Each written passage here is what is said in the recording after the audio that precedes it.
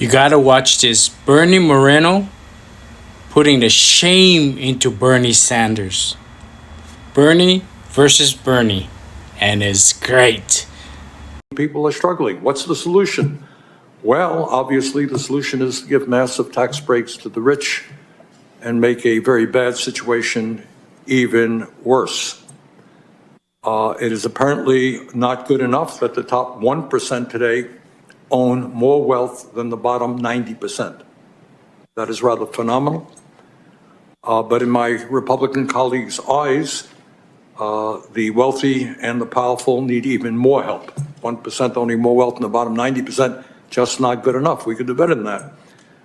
So not only should the very wealthy be asked to pay their fair share of taxes, the Republicans believe that we should give huge tax breaks to millionaires and billionaires. So what we are looking at right now is a situation where Republicans want to give massive tax breaks to the rich and come up with programs to hurt our kids, our elderly, and working families. I think we need to kind of go back in time for just a little bit, not quite as much as in Back to the Future. Let's just go back to 2020. There was an election in 2020. The Democrats gained control of the Senate and the White House. And what's been the result? During the 4 years of President Trump, his first term, it was never better for working class Americans. Real wage growth grew. The middle class was doing better. Our economy was doing fantastic. The Republicans had passed the TCJA, which gave tax relief to all Americans. And we received, and this is very important, the federal government received a record amount of revenue. So even though there was tax cuts for the wealthy was the headline. By the way, that line is as old as dirt, and it's totally false. While the tax rates were cut, tax revenue was at a record level.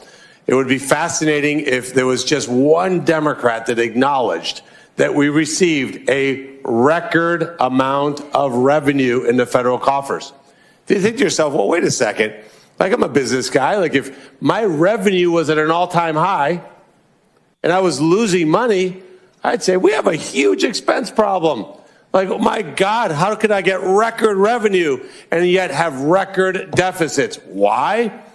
Because when you give Democrats control of our budget, what happens? I'll give you some examples.